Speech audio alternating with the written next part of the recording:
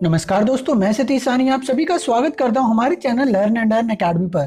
तो दोस्तों, banking series का एक और वीडियो में लेकर आ चुका हूं और आज हम जानेंगे एनपीए क्या होता है, यानी कि नॉन परफॉर्मिंग एसेट। एनपीए क्या है? पिछले काफी वक्त से इसकी खबरें सुर्खियां बनी हुई हैं। लोन लेने के बाद हो रहे घोटाले के चलते हर कोई जानना चाहता है कि एनपीए क्या होता है। आपको बता दूं कि एनपीए की वजह से कई बैंकों की बैलेंस शीट डगमगाई हुई है। तो ऐसे में सवाल उठता है कि आखिर एनपीए होता क्या है और इससे बैंक को कैसे नुकसान होता है। तो चलिए आज मैं आपको पूरी जानकारी एनपीए के बारे में देने जा रहा हूं। अगर वीडियो अच्छा लगे तो लाइक जरूर करिएगा और हमारे channel learn and earn academy को सब्सक्राइब जरूर करिएगा। तो बिल्कुल भी देरी ना करते इस वीडियो को शुरू करते हैं। तो दोस्तों, यहाँ आपको पता चल गया होगा कि एनपीए का full form non performing asset होता है। इसका हिंदी अर्थ है गैर निष्पादित संपत्ति। यहाँ इसके फुल फॉर्म से तो आपको इसके बारे में कुछ समझ नहीं आ रहा होगा, लेकिन इसलिए इसे हम सरल शब्दों में जानेंगे तो आपको बता दूं कि जब कोई देनदार यानी कि बैंक का कर्जदार अपने बैंक की ईएमआई देने में नाकामयाब रहता है, तब उसका loan account non performing asset यानी एनपीए कहलाता है। यानी बैंक का वो कर्ज जो डूब गया है और जिसके फिर से वापस आने की उम्मीद ना के बराबर है, उसे ही हम एनपीए कहते हैं। आमतौर पर बैंक को कर्ज की ईएमआई 3 महीने पर ना जाए तो उस अकाउंट को एनपीए घोषित कर दिया जाता है। इसे ऐसे भी लिया जा सकता है कि जब किसी लोन से बैंक को रिटर्न मिलना बंद हो जाता है, तब वह उसके लिए एनपीए या फिर बैड लोन हो जाता है। लोन के कई क्लासिफिकेशंस जैसे स्टैंडर्ड, सब स्टैंडर्ड, डाउटफुल और लॉस एसेट। लोन पर डिफॉल्ट के चलते बैंकों पर बहुत ज्यादा असर नहीं पड़े, इसके लिए आरबीआई ने उसके प्रोविजन करने के नियम बनाए हैं। बैंकों को प्रोविजन की रकम बिजनेस से अलग रखनी पड़ती है। एक रिपोर्ट्स के मुताबिक आपको बता दूं कि इस समय भारतीय बैंक में 8.5 लाख करोड़ का एनपीए है। यह रकम 10% होती है, जो कि काफी ज्यादा है। तो अब आपके मन में सवाल आ रहा होगा कि यदि कोई लोन एनपीए हो जाता है तो उस स्थिति में बैंक कैसे भरपाई करती है। यदि कोई लोन डूब जाता है तो उस स्थिति में बैंक प्रोविजनिंग के माध्यम से लोन को राइट ऑफ करती है। अब आप सोच रहे होंगे कि ये प्रोविजनिंग क्या है। बैंक द्वारा अपनी आय में से कुछ हिस्सा एक निर्धारित कोष में जमा किया जाता है, जिसका उपयोग निकट भविष्य में किसी ऋण के डूबने व घाटा होने पर उसकी भरपाई के लिए किया जाता है।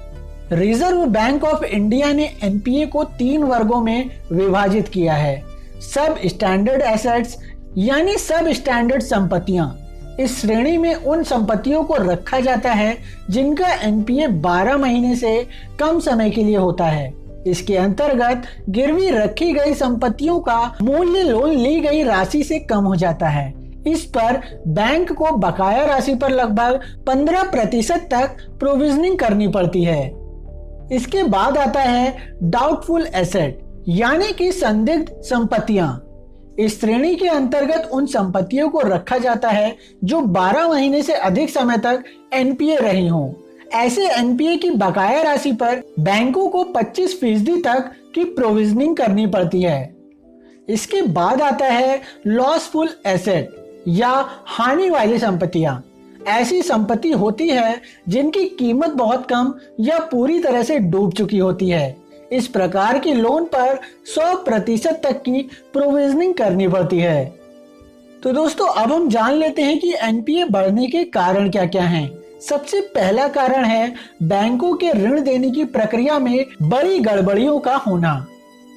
जिस कंपनी को लोन या ऋण दिया गया है उसका दिवाला निकल जाना, जिससे वह ऋण चुकाने में असमर्थ हो जाता है। राजनीतिक दखल बहुत बड़ा कारण हो सकता है एनपीए बढ़ने का।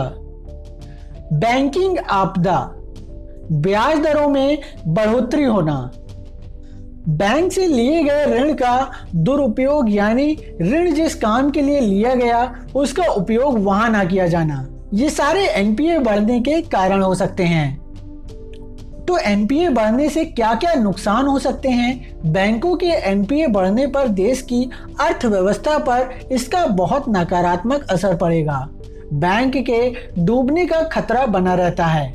बैंकिंग प्रणाली पर बुरा असर पड़ता है। बैंकों के मुनाफे पर प्रभाव पड़ता है। शेयर होल्डर्स के निवेश पर नकारात्मक प्रभाव पड़ता है।